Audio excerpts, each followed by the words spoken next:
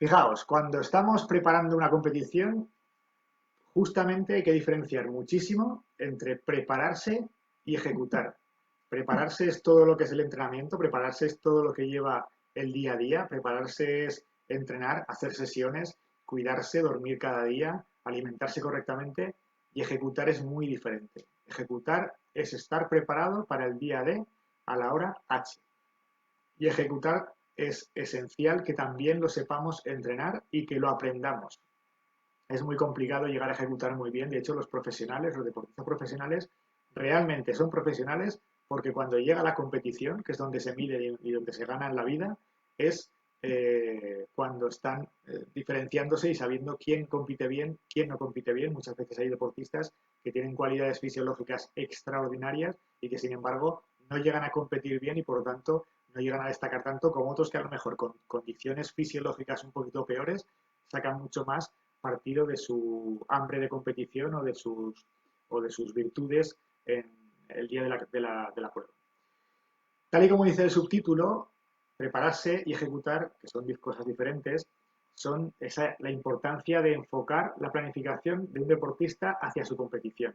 Es la importancia fundamental de que el deportista sepa llevar todo lo que es el entrenamiento hacia un día en el que va a competir. Un día si es un competidor de pruebas de una sola jornada, varios días si es el Tour de Francia, varios días si son etapas diferentes del maratón de sables, por ejemplo, que cada uno haga la competición en función de el momento en el cual está preparado y no antes ni después. A partir de ahí, fijaos que algo que es importante, aunque es muy importante, es que el deportista tenga la posibilidad de estar bien formado, que aprenda. Y por eso os invito como deportistas y a los que seáis entrenadores como entrenadores a que constantemente os estéis educando en aquello que es vuestra preparación física, vuestro entrenamiento, vuestras competiciones, el material que vais a utilizar, la nutrición. Y os animo a que entréis al blog de la página web de joserra.training para que podáis disfrutar de artículos de todo tipo, desde artículos de nutrición, artículos de entrenamiento, artículos que hablan sobre la competición, sobre biomecánica, sobre fisiología. Al final, lo que trato en ese blog es de aportar información a aquellas personas que quieran saber más sobre el entrenamiento, aportar información a aquellas personas que busquen un poquito más allá de lo que, bueno, pues de lo que conocen para siempre intentar crecer ya no solo desde el punto de vista de correr más rápido, sino saber cómo he de correr más rápido o saber por qué he de entrenar de esta manera para correr más rápido. Así que os animo a que os suscribáis al blog de joserra.training y que tal y como tenéis ahí, pues veréis artículos de todo tipo e incluso cuando os suscribís, pues por supuesto estáis totalmente invitados a enviarme un correo electrónico o un mensaje a través de la página web pidiéndome algún tema que os pueda parecer interesante y que estaré encantadísimo de atender y de escribir sobre él, porque al final se trata, como os decía antes, igual que para esta conferencia, para el día a día, para un blog o para todas las revistas con las que colaboro, escribir cosas que sean interesantes para el lector, para que todos crezcamos.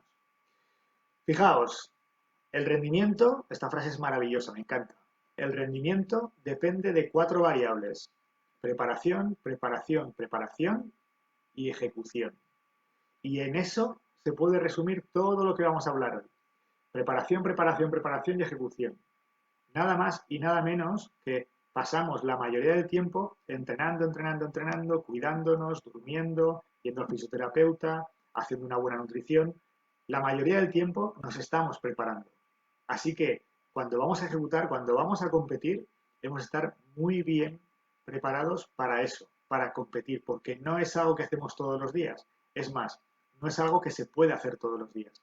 Tan malo es, bueno, tan malo, o tan escaso es competir una vez al año e intentar solo ese día rendir al máximo, eso es un error, como es un error intentar competir todos los fines de semana para estar cada vez en forma. Porque si compite todos los fines de semana, al final se quema porque primero no puede trabajar todo lo que debería de trabajar y segundo, no recupera de una competición a la siguiente, y menos cuando se suceden muchas competiciones, y por supuesto cuando está compitiendo no puede entrenar, porque entre competición y competición tiene que hacer una fase de regeneración, así que no puede entrenar todo lo que podría llegar a entrenar.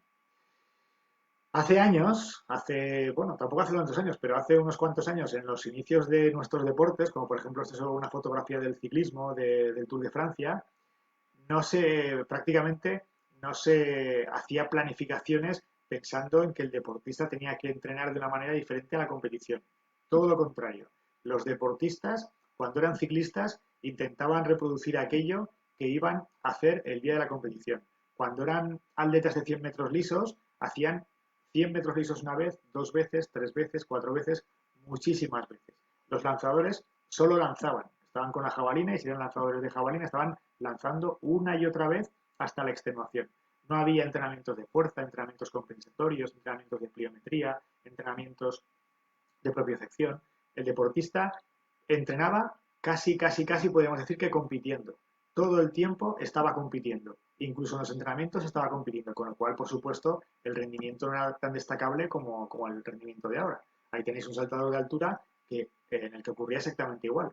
Los saltadores de altura saltaban y el tiempo que no estaban entrenando y saltando estaban descansando.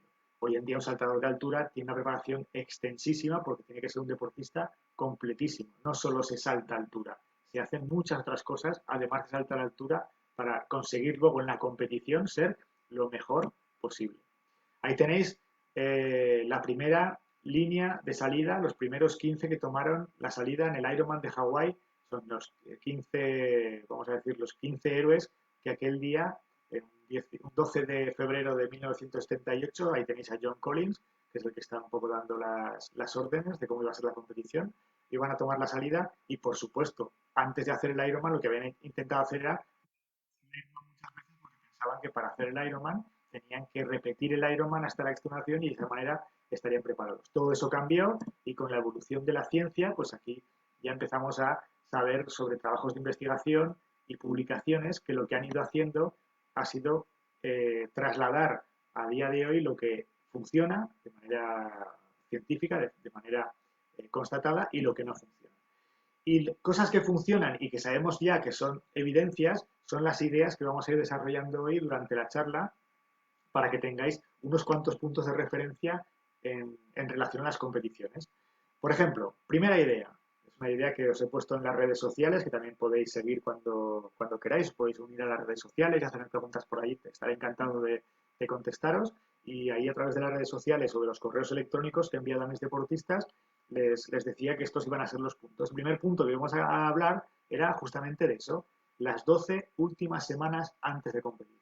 Ese es el momento clave para que un deportista llegue a su máximo rendimiento. Y ahora os voy a explicar por qué. Pero cuidado, eso no quiere decir que la semana 13, 14, 15, 16, etcétera, etcétera, las que van de la 12 hacia atrás en el calendario, las que estarían, por ejemplo, a 6 meses vista o a 5 meses vista, no sean importantes. Por supuesto que son importantes. Todas las semanas de una preparación, todos los días de una preparación son importantes. Pero la clave donde se termina de decidir qué marca va a hacer ese deportista, donde se termina de decidir el rendimiento que va a tener ese deportista, son las 12 últimas semanas.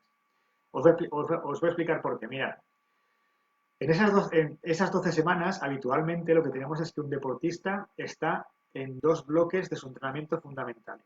El bloque específico, que es cuando hace los entrenamientos más parecidos a la competición, cuando hace los ritmos de prueba, cuando hace el test de material, cuando hace las pruebas para saber a qué ritmos tiene que ir en la competición, cuando hace recorridos similares al día de la prueba. Ese es el bloque específico. Y luego el bloque competitivo, que comprende la semana de la competición y algunas semanas antes para hacer la puesta a punto, o sea, para empezar a reducir la carga de entrenamiento y de esa manera poder llegar a la competición de la mejor manera posible.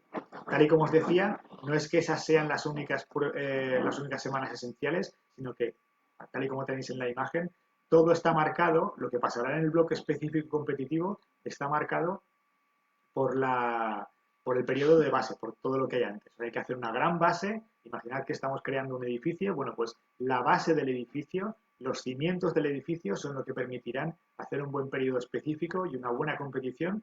Sin una buena base, el edificio se hunde y no podemos llegar a ningún lado. ¿Por qué es tan importante este periodo de las 12 últimas semanas? Pues es tan importante porque todo lo que hace un deportista, pues imaginad que hoy vamos a entrenar, pues hoy día 21 de marzo del 2020, todo lo que hagamos entrenando hoy va a tener repercusión en los 42 días siguientes e incluso hasta los 56 días siguientes de nuestra preparación. Si lo miramos al revés, podemos decir que el 21 de marzo está afectado, mi rendimiento físico hoy está afectado por entre 42 y 56 días antes, todo lo que he hecho en esos 42, 56 días antes de llegar a hoy. Así que, si estamos hablando de que vamos a llegar a una competición cuando quedan 12 semanas, os voy a explicar por qué es tan importante tener en cuenta ese bloque de entrenamiento. Fijaos, porque si habitualmente un deportista está entre 8 y 10 semanas en una preparación específica de su competición y además después está entre 2 y 4 en la fase de competición y precompetición, o sea, bajando la carga de entrenamiento para llegar fresco a la prueba y por lo tanto el día de la competición llegar al máximo rendimiento, pues ahí tenemos 12 semanas en total, pero las 8-10 primeras, que es justamente la fase que os digo de 42-56 días, esas primeras nos van a determinar el máximo nivel de rendimiento. Y ese máximo nivel de rendimiento, vamos a llamarlo en lugar de rendimiento, de adaptación. Vamos a llegar al máximo nivel de adaptación, cuando más preparado está nuestro cuerpo para rendir a nivel de adaptaciones. Porque el corazón está más fuerte, la musculatura está más fuerte, tendón, articulación, ligamento están en el momento óptimo. En ese momento, en el máximo nivel de adaptaciones, que es lo que define el Chronic Training Load, el CTL que tenéis en la imagen, en ese momento es cuando más nivel de adaptación hemos conseguido durante toda nuestra preparación. Y eso no ocurre cuando vamos a competir.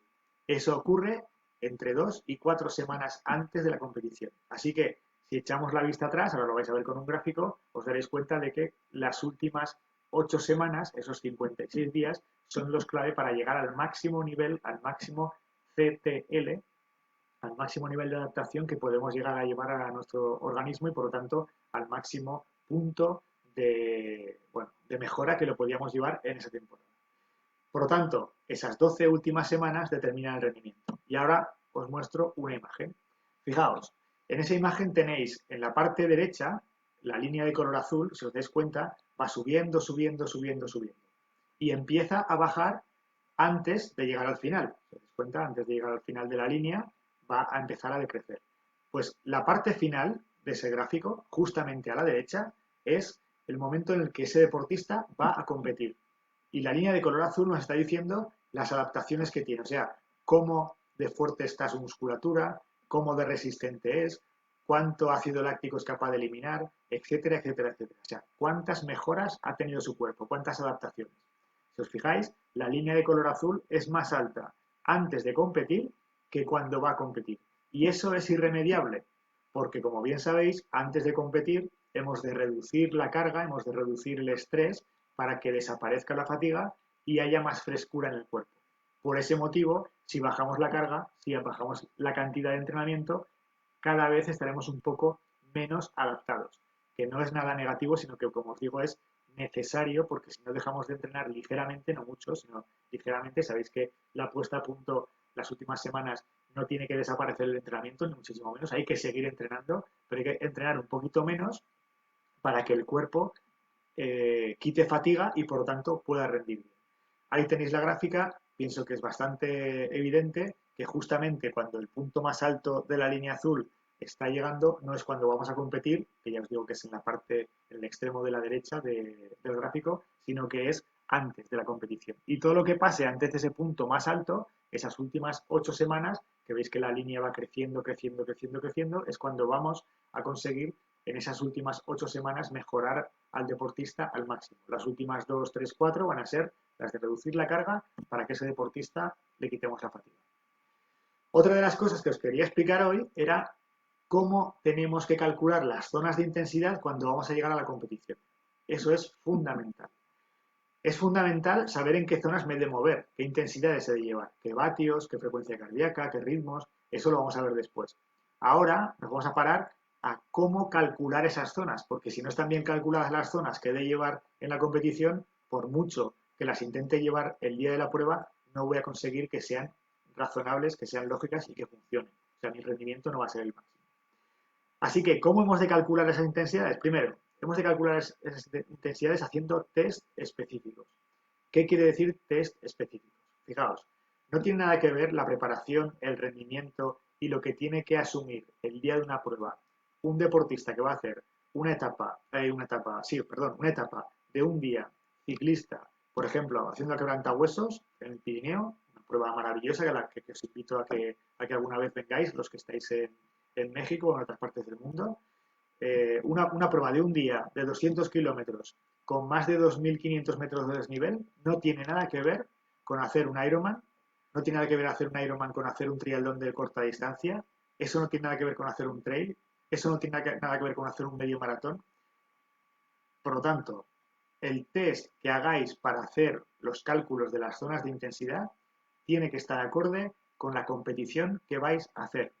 No vale de nada, por ejemplo, hacer un test de 5 minutos al máximo si vais a hacer un Ironman. Hacer 3 semanas antes de un Ironman un test de 5 minutos os va a aportar muy poca información para saber los ritmos de competición.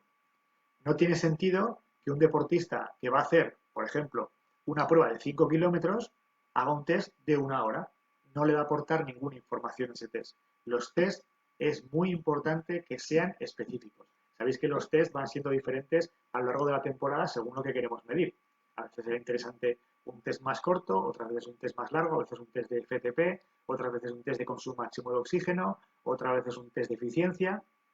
Bueno, pues antes de la competición, en función de la prueba que vayáis a hacer, es importante que sepáis elegir con vuestro entrenador qué test es el ideal para ese día, para esa prueba, para calcular las zonas de intensidad para esa competición. Por supuesto, ese test ya no solo tiene que tener en cuenta la competición a la que vamos, sino que tiene que tener en cuenta la persona de la que estamos hablando. Porque es muy importante, y luego os lo remarcaré con una imagen, es muy importante que tengáis claro el tiempo que ese deportista va a estar en competición, aproximadamente. La distancia de una competición nos dice muy poco. Los 200 kilómetros de la quebrantahuesos para una persona pueden ser 6 horas y para otra persona pueden ser 10. Y los kilómetros son los mismos, el desnivel es el mismo, pero la forma de asumir la prueba, las zonas que tiene que llevar una persona que va a hacer 6 horas son distintas a las zonas que tiene que llevar durante la competición una persona que va a hacer 10 horas. En un Ironman, un profesional no tiene nada que ver que vaya a hacer 8 horas, aunque la distancia sea la misma, que va a hacer una persona que va a acabar en 16 horas. Así que medid las competiciones por el tiempo que os va a suponer estar en esa prueba, no por la distancia. Por supuesto, la distancia hay que tenerla en cuenta porque de la distancia se saca el tiempo, pero 180 kilómetros para dos personas, una de mucho nivel y otra de un nivel más bajito, son absolutamente diferentes. El comportamiento en competición, las zonas son diferentes. Así que pensad en la persona, pensad en el objetivo, por supuesto, y pensad en algo que desarrollaremos después, que es la localización. ¿Dónde voy a competir? ¿Qué humedad tiene? ¿Qué temperatura? ¿Qué desnivel? ¿Qué características climatológicas? ¿Cambia el clima donde voy a competir? Eso es muy importante. Para ello, es importante que en la fase específica, en las 12 últimas semanas que os decía antes, el entrenamiento sea muchas veces, no siempre, recordad que esto ya es lo que hacían nuestros antepasados deportivos, dicho cariñosamente, entrenar de manera específica. Cada vez el entrenamiento tiene que ser más parecido a la competición, pero no tiene que ser la competición. Tiene que ser algo que nos ayude a mejorar de cara a competir. Me gusta mucho una frase y la repito muchísimas veces para resumir en cuánto se divide una temporada. Una temporada se divide básicamente en tres partes. Una, entrenar para entrenar. Dos, entrenar para competir. Tres, competir. La primera parte, la base, para hacer los cimientos, hay que entrenar para preparar al cuerpo para estar preparado para entrenar. La segunda, hay que entrenar para preparar al cuerpo para estar listo para competir. La tercera es competir. Bueno, pues en la segunda fase, en la parte específica, cuando estamos entrenando ya cada vez más cerca de la competición, hay que hacer entrenamientos específicos, test específicos. Por ejemplo, un test del año pasado, recuerdo a un deportista al que entreno, que le hice un test 10 días antes del Ironman en el que queríamos que se clasificase para el Ironman de Hawái, le propuse un test de 180 kilómetros, intentando reproducir el desnivel que iba a hacer el día de la competición. Bueno, pues al principio le chocó y dijo, oye, ¿estás seguro de que 10 días antes voy a hacer un test de estas características? Y le dije, por supuesto, con el nivel que tienes, con la experiencia que tienes y con la preparación física que llevas hasta ahora, ese test es ideal para ti hoy para sacar los datos más importantes que vamos a tener el día de la competición. Y en función del test de hoy, actuaremos el día de la prueba. Y así fue. Hizo el test, lo hizo fantásticamente. Además, tal y como tenéis también ahí, unió la nutrición, estuvimos hablando de los ritmos que tenía que llevar, los vatios. Bueno, pues todo eso fue lo que permitió que luego el día de la competición hiciese la carrera perfecta y se clasificase como queríamos para el Ironman de Hawái y ahora este año vaya a ir a Kona y vaya a disfrutar de una experiencia maravillosa como se merece. Entonces, hacer entrenamientos específicos y test específicos. Eso es un test, por ejemplo, 180 kilómetros antes de un Ironman. Pero recordad, es importante que penséis para quién es el test, por qué se hace y cuándo se hace. Ese mismo test, esos mismos 180 kilómetros a ritmo de prueba, 10 días antes de una competición, a otro deportista le habría supuesto no llegar a la competición, destruirlo. Cada persona es diferente, cada deportista tiene unas adaptaciones, tiene objetivos distintos y por lo tanto hay que personalizar el entrenamiento. Y os animo a que siempre personalicéis el entrenamiento. Si sois entrenadores como entrenadores, si sois deportistas, decidle a vuestro entrenador que os personalice lo que os envía porque es fundamental. Si no, al final se trata de copiar y pegar y eso no tiene sentido porque cada cuerpo es absolutamente diferente. Y una forma también muy, muy correcta de sacar conclusiones para las zonas de intensidad es hacer competiciones B, competiciones secundarias, que es muy importante que tengáis en cuenta que han de ser llevadas a cabo de manera competitiva. Tenéis que ser competitivos.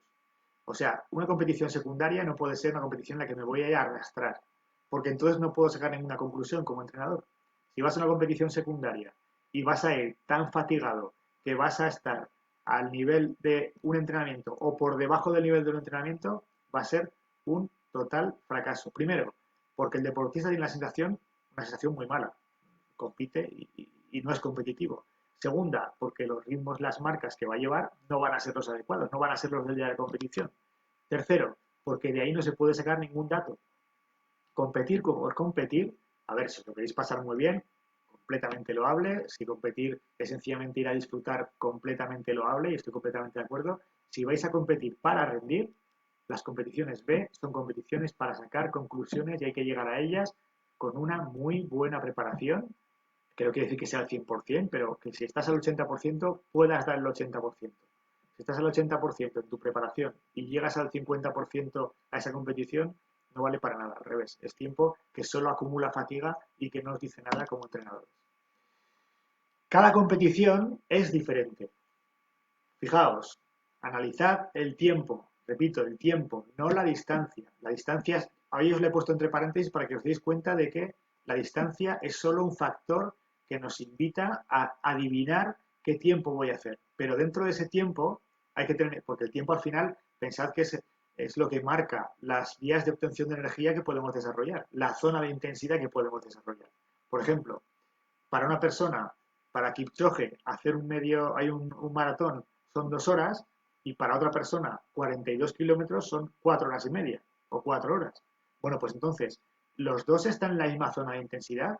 No, porque uno compite 2 horas y el otro 4 horas y media. Sin embargo, si a Kipchoge le hacemos hacer un entrenamiento de 4 horas y media, sí que estará a la misma intensidad que está el que va a hacer 4 horas y media en un maratón.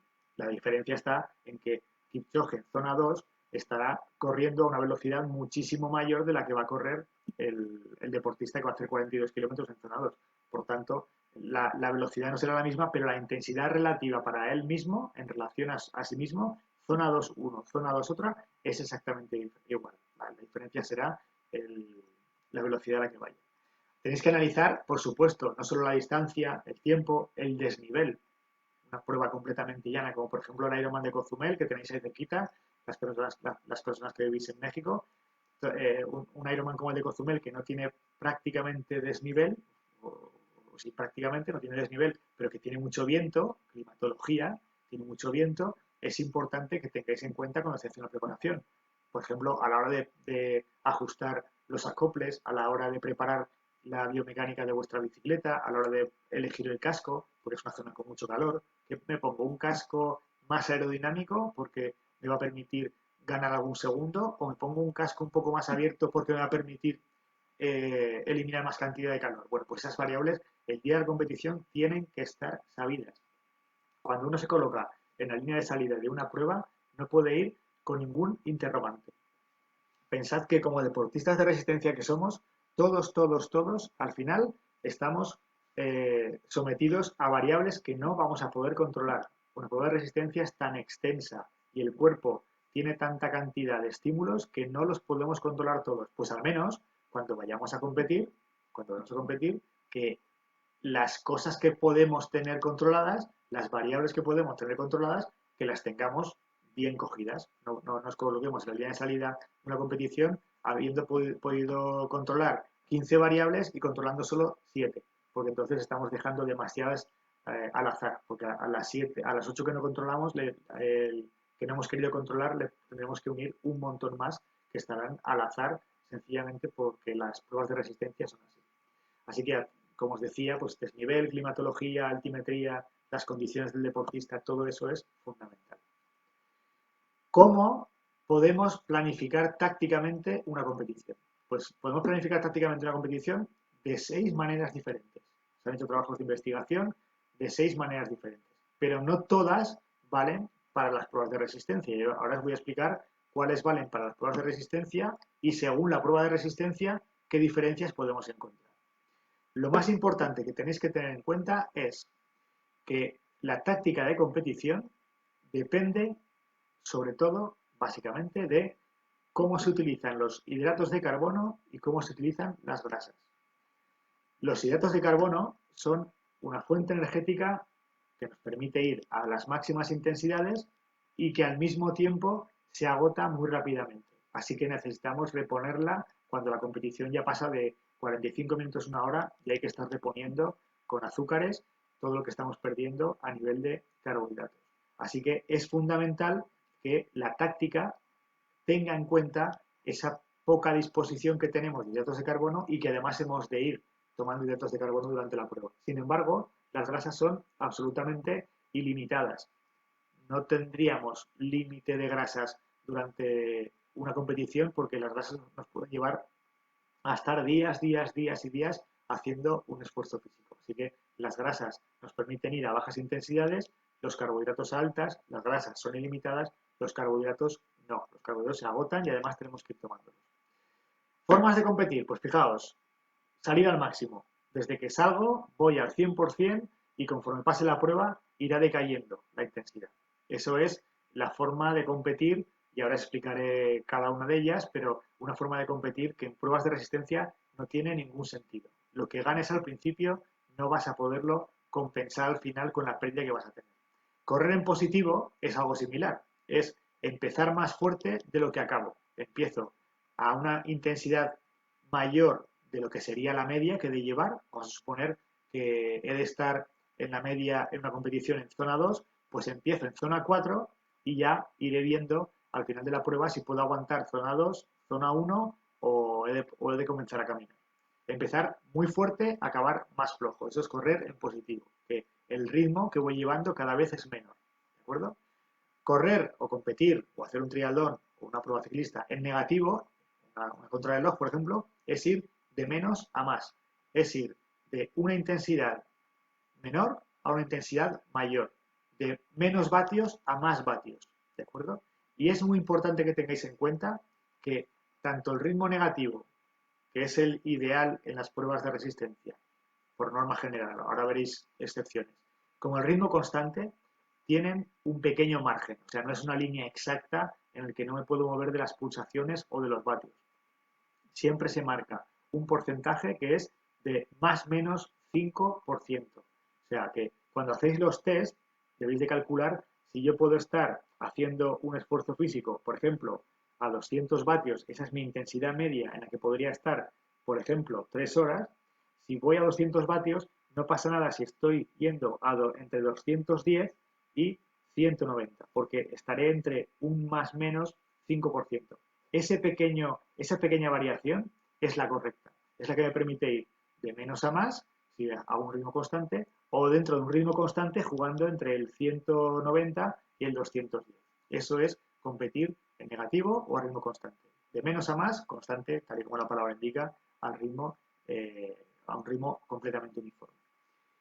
Ritmo variado, una táctica variada, es cuando nos encontramos con etapas de montaña, como por ejemplo el Quebrantahuesos, como por ejemplo el Ironman de Niza, como por ejemplo el Ironman de Lanzarote. Son pruebas en las cuales hay tal desnivel que hay que adaptarse a ese desnivel. Y luego os contaré cómo hay que adaptarse, ¿de acuerdo? Porque también es importante que tengáis en cuenta que hay que intentar siempre o ser constante o hacer un ritmo negativo. Pero claro, no se puede subir un puerto de montaña de 20 kilómetros como tiene Niza y luego bajarlo a los mismos vatios. Hay que poner un poco de lógica y eso es lo que os explicaré.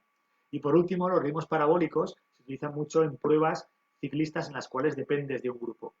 Primero salgo un poco más fuerte, después cojo mi ritmo en mitad de la prueba, cuando ya se ha hecho la selección, y al final vuelvo a subir el ritmo. ¿De acuerdo? Hago un ritmo más alto, un ritmo contenido, un ritmo medio, un ritmo más sostenido y un ritmo final más alto. Esa es la forma de correr en parabólico. Os voy a enseñar algunos gráficos para que veáis que es muy bonito de verlo cuando estamos delante de una pantalla.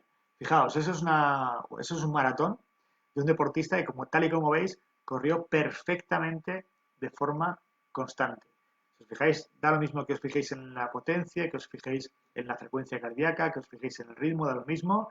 Es una diferencia muy pequeñita, siempre lo que os decía, de ese 5% más o menos, arriba abajo. La línea de color rojo, para los que no estéis familiarizados, es la frecuencia cardíaca. La línea de color violeta es la potencia. Este chico tiene un potenciómetro para correr, lo lleva en la zapatilla.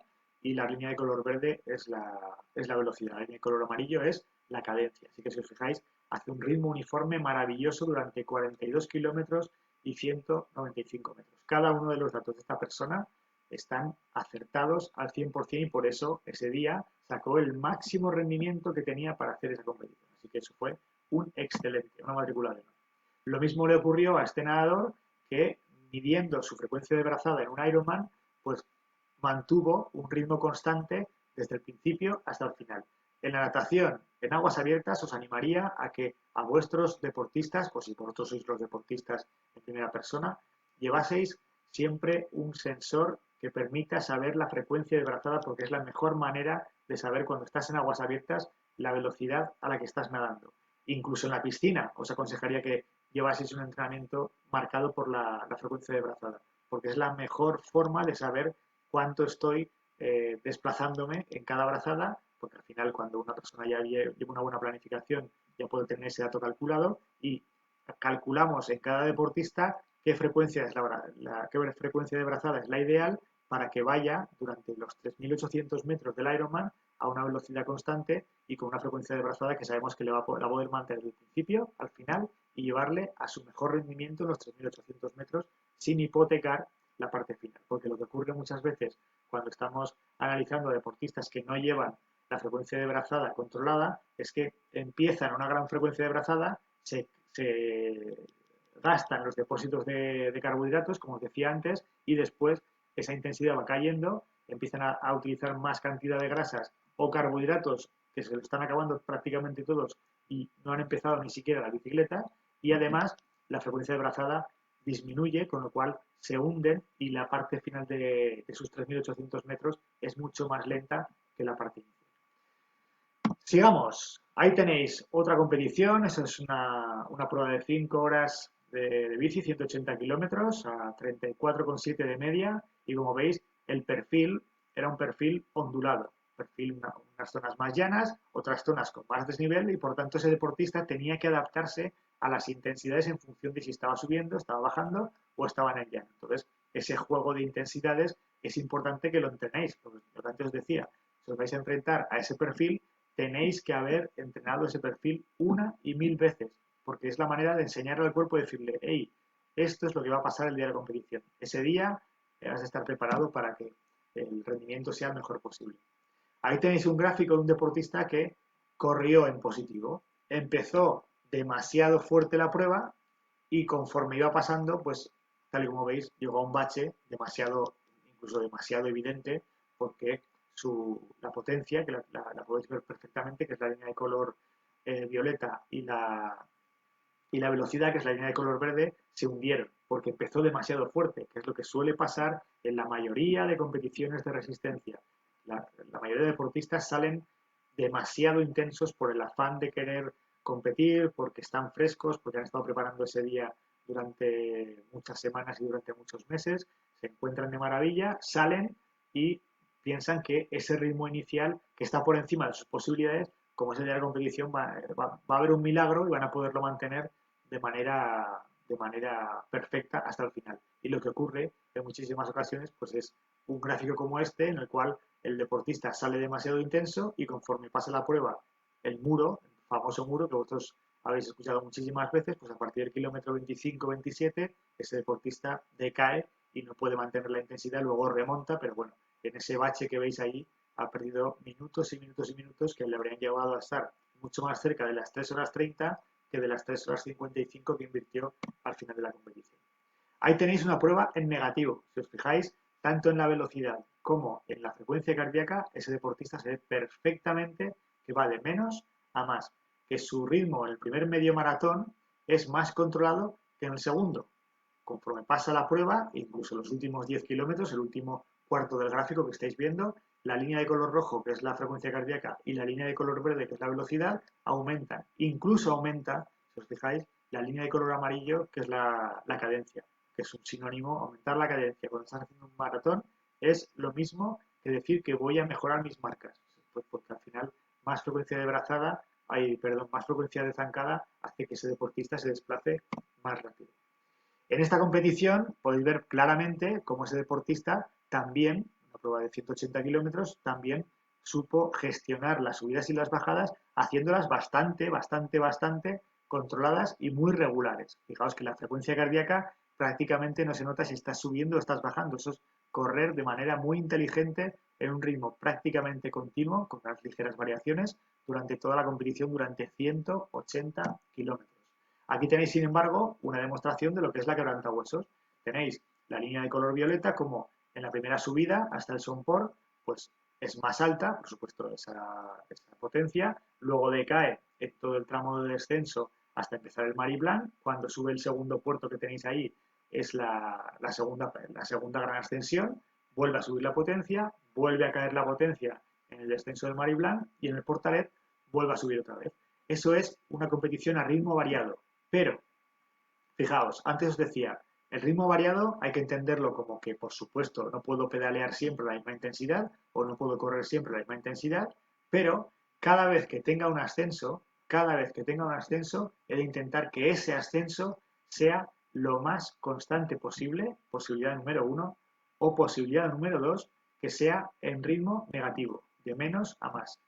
Y si miro toda la competición, aquí tenéis 3 ascensos, habría que pensar que el tercer ascenso debería ser más intenso que el primero. Así me estoy garantizando que ese deportista va a dar su máximo rendimiento. Los ciclistas profesionales, si os dais cuenta, se reservan siempre para el último puerto. No tiene sentido que ataquen en el primero, ni en el segundo, ni en el tercero. Todo se juega en el último puerto. De hecho, cuando un ciclista profesional se escapa, ¿cuántas veces habéis, en una etapa de montaña, cuántas veces habéis visto que llegue en solitario? Es muy difícil que llegue en solitario, porque ha desgastado su cuerpo al principio para escaparse del pelotón, ha quemado los carbohidratos y además de quemar los carbohidratos, no solo eso, sino que ha empezado a poner en marcha la maquinaria de quemar energía muy rápidamente y por lo tanto ese deportista no puede estar abasteciendo a su cuerpo con tantos carbohidratos como está quemando, como está perdiendo. Por lo tanto, al final llega a su bache y al final de la prueba, en el último puerto, pues tiene una pérdida de minutos descomunal. Eso es lo que hay que intentar evitar. El Sky ha sido uno de los equipos que ha mostrado al mundo entero cómo se hace una competición de manera inteligente y cómo se intenta competir en cada ascenso como si fuese una contrarreloj. Un ritmo estable o negativo, más fuerte al final que al principio, de manera que ese deportista saca su mejor nivel en esa subida. y aquellos que quieran jugársela y hacer saltar y atacar, bueno, pues siempre pueden tener alguna baza porque no todo está escrito, eso es lo bonito del ciclismo, que no todo es A, B y C, sino que hay muchas variables en medio y es bonito que haya más personas que entran a jugar en diferentes formas de competir, pero lo que está claro es que la que el Sky ha desarrollado ha creado una escuela porque se ha visto que es la más fiable darle a un deportista una zona, una intensidad que se mueva en esos vatios y saber que del principio al final de ese puerto, analizando la estructura, el tipo de pendientes que tiene y demás, pues bueno, pues hace el mejor tiempo posible dentro de sus posibilidades, que al final es el rendimiento de un deportista. Aquí tenéis un ejemplo, no sé si estoy muy bien, de un ejemplo de lo que sería una prueba parabólica, un deportista que empieza un poquito más fuerte, luego a mitad de la prueba y en el tercer cuarto baja un poquito el ritmo, se asienta para volver a subirlo al final otra vez de manera muy interesante, acabando más fuerte y en esta prueba en concreto adelantando a muchísima gente en el último cuarto de la competición. Tened paciencia que las competiciones de larga distancia y más cuanto más largas son, más importante es tener la cabeza fría, sobre todo la primera mitad, incluso las tres cuartas partes iniciales de la prueba. En la última parte será cuando podréis adelantar a muchísima gente, sencillamente porque habitualmente los deportistas salen a intensidades muy altas que no pueden mantener al final. Aquí os he preparado un cuadro en el que podéis ver un resumen de todo lo que os estoy explicando y un poco, según el tiempo y el tipo de competición, qué táctica y qué zona sería la de referencia. En intensidades, perdón, en competiciones menores de 30 segundos, o sea que si nos vamos al atletismo, sería el 100 y el 200, se puede salir al máximo. ¿Pero por qué se puede salir al máximo? Porque se puede llegar al máximo. En un 100 y en un 200, en el atletismo o en los 50 metros libres de natación, se sale al máximo porque se va a llegar al máximo, porque tenemos fuentes energéticas suficientes como para llegar al máximo. Y aun con todo, fijaos, en los 100 metros lisos, los atletas a partir de los 60 metros empiezan a descender la velocidad. Lo que pasa es que no somos capaces de apreciarlo porque visualmente no lo podríamos ver. Pero cuando se les mide científicamente, se ve que hasta los 40 metros aceleran, del 40 al 60 mantienen la velocidad, desde el 60 hasta el 100 la velocidad decae. Así que ni siquiera ellos pueden estar al 100% durante 100 metros. Ahora imaginad si intentamos hacer una salida al máximo en un maratón. Pues eso es tener que empezar a caminar a partir del kilómetro 15 o 20 con total seguridad. Por eso cada competición tiene que tener una táctica y unas zonas. Cuando estamos hablando de pruebas entre 30 segundos y 2 minutos, se corre ya en positivo. Se sale fuerte sabiendo que voy a llegar más lento. Eso, por ejemplo, pasa en el 400, en el que, si recordáis, la última recta parece que se les hace eterna a los deportistas. Pero claro, esos deportistas educan a sus cuerpos a soportar la mayor cantidad de ácido láctico posible para que la última recta puedan seguir corriendo. De hecho, la cantidad de ácido láctico que una persona de alto nivel acumula en los 400 metros lisos, sobre todo al final, bueno, pues estar una persona sedentaria le causaría incluso problemas de salud. Pero un deportista bien entrenado, pues al revés, rinde al máximo.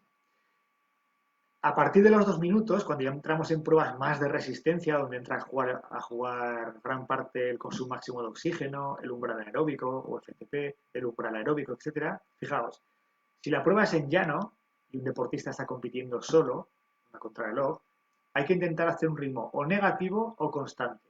Y dependerá de la distancia para ir en zona 5, si es una prueba de 8 minutos, de 6 minutos o de 4 minutos, o en zona 2, si es un Ironman y tiene que estar 180 kilómetros haciendo, por ejemplo, el Ironman de Maryland, que no tiene ni una sola cuesta y que es absolutamente plano hasta en los puentes que tienes que cruzar a veces en el parque nacional que te encuentras cuando estás pedaleando en esa competición. Depende de la distancia, depende del tiempo, pues estaremos en zona 5 o en zona 2, pero siempre intentando ahí mantener un ritmo negativo, o sea, de menos a más, siempre con ese 5% que os decía, o un ritmo constante.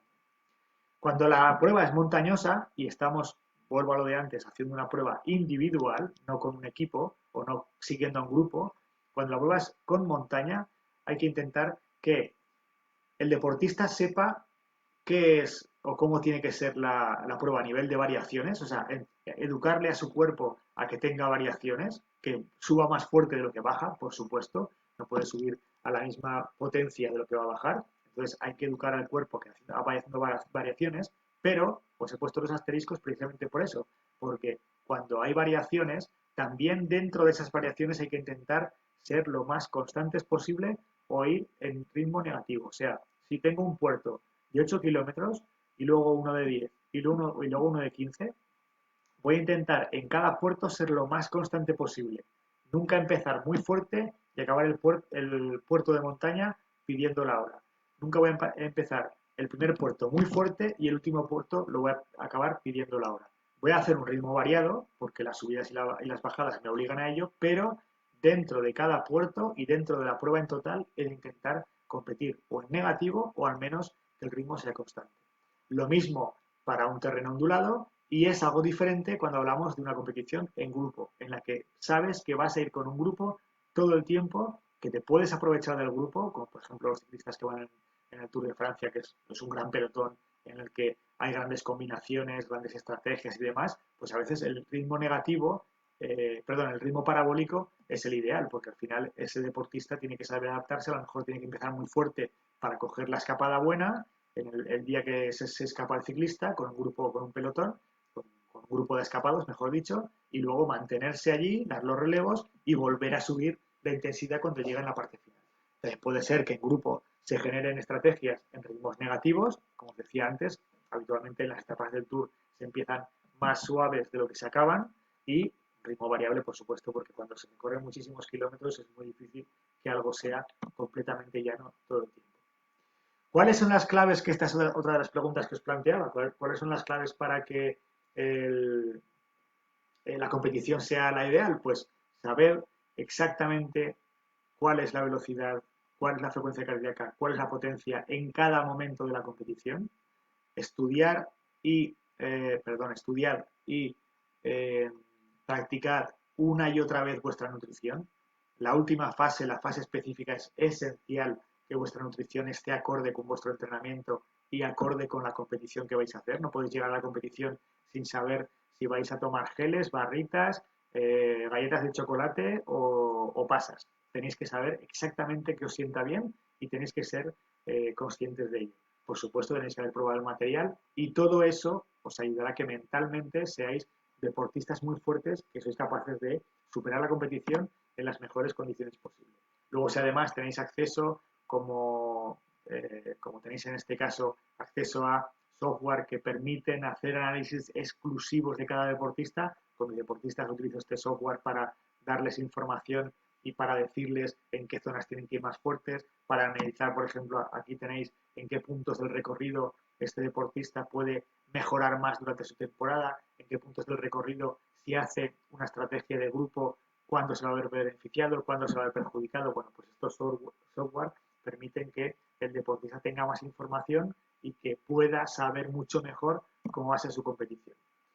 Y por último, y esta es la última parte que quería tocar en el día de hoy, y ahora abriremos el turno de preguntas, lo último y lo más complicado es que todo lo que os acabo de decir, que es la preparación para la competición y saber qué voy a hacer el día de la competición, lo sepáis ejecutar. Recordar la frase del principio. El rendimiento depende de preparación, preparación, preparación y la cuarta variable es ejecución. El día que uno se pone un dorsal, todo cambia. Las endorfinas se liberan, la adrenalina sale a borbotones, estamos excitados, con ganas de hacer la prueba, la ilusión es la máxima, la frescura del deportista es la máxima porque es cuando menos fatiga tiene de todo el año, o debería ser así. Y por lo tanto, a veces parece que el plan que nos hemos trazado se ha quedado pequeño. Bueno, yo creo que puedo ir más fuerte, yo creo que puedo mover más rápido, yo creo que si voy más rápido en la primera parte, seguro que me sale bien porque me encuentro fantásticamente. Y escuchar al cuerpo es algo positivo, pero una cosa es escuchar al cuerpo y otra cosa es pasarse muchísimo de lo que el plan estaba diciéndonos. Pensad que un plan, si está bien planificado, es un plan que tenéis que seguir. Sed fieles al plan, sed fieles a la idea que tenéis, porque además las pruebas de resistencia, a una mala, si el plan ha sido muy conservador al principio, siempre vais a tener opciones de aprovechar la parte final para ir a una intensidad mucho mayor, o sea, competir en negativo, como os decía antes. Y eso sería tener un plan B, o tener un plan C, o tener un plan D. Tener siempre un plan A, ser inteligentes, modelarlo en función de lo que estáis sintiendo y viviendo en la competición, pero intentar ser fieles, sobre todo al principio, a ese plan A, y conforme vaya pasando la prueba, un deportista, y esa es la última frase que tenéis ahí, aprende a ejecutar, aprende a leer muy bien lo que ocurre en la competición, aprende a tomar decisiones, no es un robot que sencillamente ejecuta vatios y ya está, que come sin pensar si le sienta bien o le sienta mal, un deportista inteligente, un deportista que sabe competir, y ahí está la gran clave de los deportistas profesionales que saben competir, por eso son profesionales y tienen los resultados que tienen, porque son capaces de llevar su cuerpo al máximo en el momento clave, cuando, repito, es lo menos frecuente, competir es mucho menos frecuente en comparación con entrenar. Tener siempre esa idea de que el plan A es lo que tiene que funcionar y que durante el camino, si el plan A no va siendo el ideal, tenéis que tener el plan B, el plan C y el plan D, pero siempre bien planificado y bien pensado en función de vuestras características. En conclusión, cualquier competición ha de ser planificada y, por supuesto, entrenada. Todo lo que vayáis a hacer el día de la competición debe ser conocido.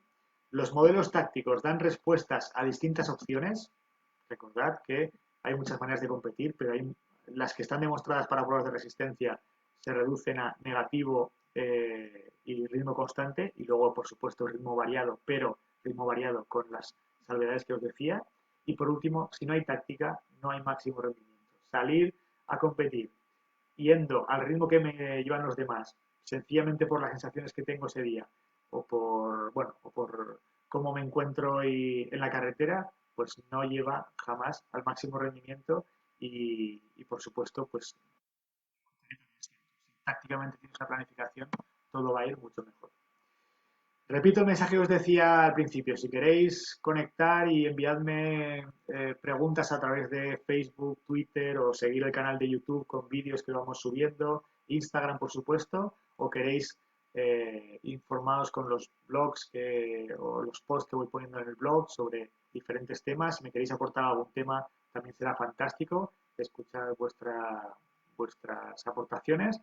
Estáis completamente invitados a hacerlo. Como siempre, al empezar hay una frase, al acabar hay otra, que siempre está relacionada con lo que estamos hablando, y hoy es la competición, que dice así: las oportunidades no pasan, las oportunidades las creas. En relación a la competición sería exactamente igual. Las competiciones no suceden y no nos llevan al máximo rendimiento por casualidad, no son cosas que ocurren y pasan de repente, no, no. Las competiciones se llevan al máximo nivel cuando las creas, cuando cuidas cada detalle entrenándolas, preparándolas y siendo consciente de lo que estás haciendo y para qué lo estás haciendo. Y como ayer les decía a las personas en las que estuvimos compartiendo una videoconferencia, os decía al principio de esta conversación que aquí en España estamos pues con una situación de alarma, de alerta, en la cual tenemos que estar en casa para intentar ayudar. Y repito que siempre que nos quedemos en casa, ahora es muy importante y os animo a que os quedéis en casa, aunque seamos deportistas y a todos nos gustaría estar en la calle entrenando, intentemos ayudar a la gente que está trabajando en los hospitales para no llevarles un problema añadido que podamos plantearle nosotros porque nos vamos a entrenar un día y de repente tenemos una caída o nos torcemos un tobillo y tenemos que ir a un centro hospitalario que a día de hoy tiene que estar, desde mi punto de vista, única y exclusivamente atento a las personas que lo están pasando mal con el virus y que tienen que ser la atención principal y los esfuerzos de los sanitarios tienen que estar para ellos. Por eso, desde mi punto de vista y desde esta posibilidad que tengo de hablaros hoy, pues os animo a que os quedéis en casa, entrenemos en casa este tiempo, hagamos una comunidad de todo ello y para cuando volvamos a salir a la calle, pues os invito a que colguemos este hashtag que nos una y que nos haga sentir identificados. Ya hay muchos deportistas que han empezado a utilizarlo y que van subiendo sus posts o sus historias en Facebook, en Instagram, en Twitter, poniendo el hashtag de que nada nos va a hacer, nada nos hará reblar, ¿no? Nada nos hará rendirnos, ir hacia atrás y perder las ilusiones que tenemos y como deportistas muchas veces pues las llevamos al día a día, nos ilusionamos con nuestros sueños y muchas veces pues pasando por encima de situaciones más o menos difíciles pues los sabemos llegar a conquistar.